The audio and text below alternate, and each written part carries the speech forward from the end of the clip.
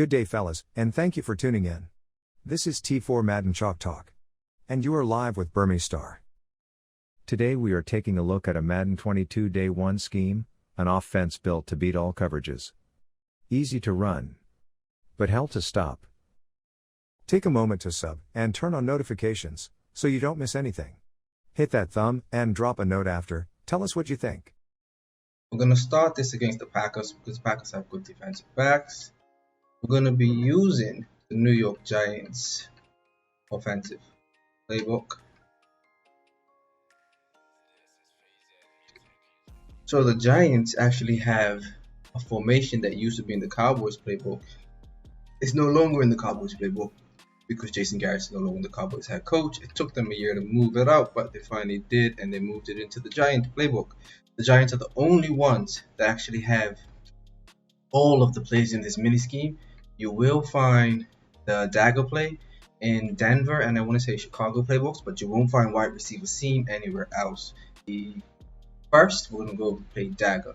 Now, before Madden 22, daggers, tight end, and halfback routes look just like those in the curl flat, where they were both on delays, which is great because you can max protect.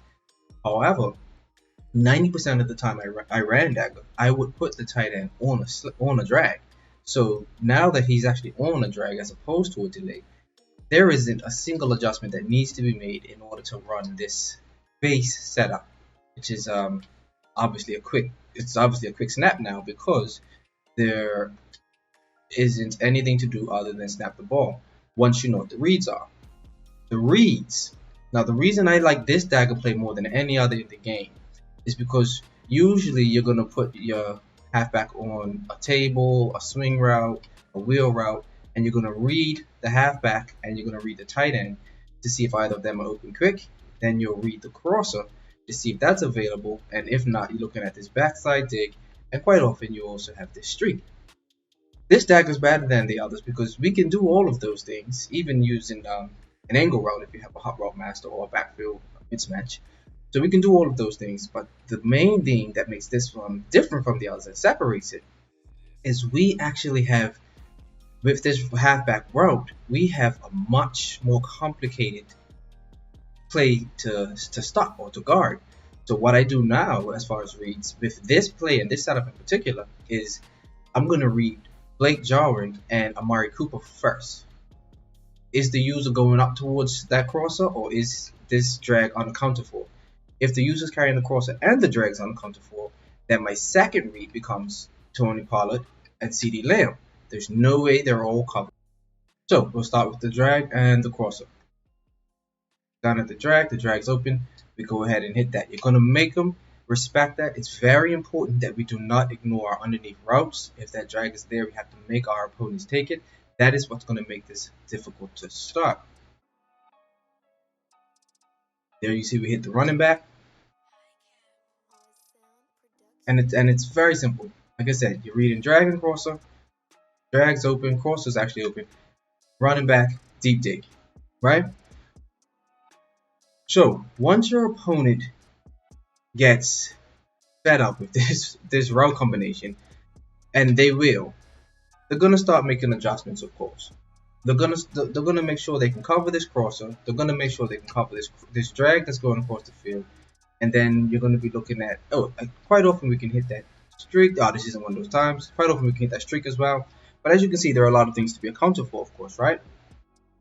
So your opponent isn't gonna be too concerned about the flat on this side because you're not attacking the flat. So once you start using the wheel or the swing route, you now give him something else to think about. But because he is worried about the inside, you usually get a few free shots here. He doesn't know whether you're attacking there or not, and you can usually get one off pretty quickly, right? So another adjustment we make, again, this is our base play, and we're going to still use the wheel, we're going to use the swing, or we're going to use the table route, whichever you're most comfortable with. But now we'll simply put the tight end on a hitch, and we'll put Gallup, that's the inside of the receiver, on a hitch as well. So you're looking at areas of the field that your opponent hasn't been accounted for all this time, and you're going to be able to take advantage of the things he's doing to adjust to your base play. So seam is something I come into quite often when I see cover 2. And I'm just going to put the running back on the wheel, and I'll put CeeDee Lamb, that's the outside receiver, on a slant. Against cover 2, what you're going to see, and we're going to switch into cover 2 so we can snap it a few times. And we may as well just come out and see. So let's go for cover 2. Running back on the wheel, CD on a slant. This is amazing against cover 2. You look at the right hand side, you have a high-low read between the tight end and the running back, of course. So that's something that you're gonna make them respect that, because you're always gonna have one of those two. Always gonna have one of these two open. Now working our way across the field, Cooper is one of those routes that every year splits cover 2 right up the middle for easy touchdowns. Most experienced players are not going to leave that open in cover 2, but if you come against somebody who leaves it open, make sure you take advantage. And then we also have, now working our way from right to left, Michael Gallup's route absolutely smokes cover 2 for 25 yards. And then you have your slant coming underneath.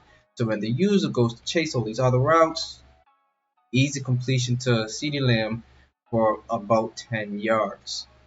Now something I like to do,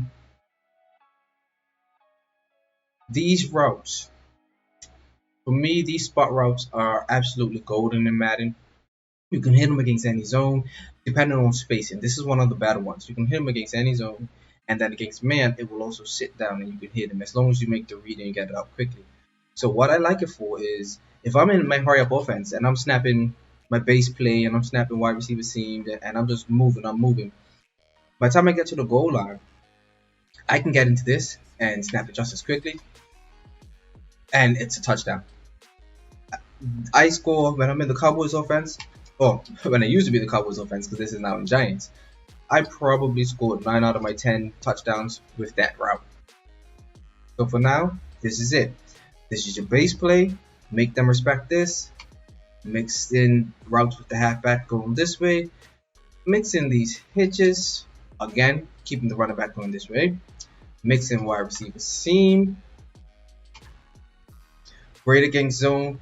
So it's also effective against man. Gallup's route isn't as good against man as you would think. Coops is amazing. Jarwin's is great depending on leverage. And you're also absolutely going to want to mix in slot out. If not shock gauge option, you're going to want to mix in slot to catch your opponent off guard. Thanks for rocking with the squad. Remember, real life comes first, but when you do pick up the sticks, give 'em hell.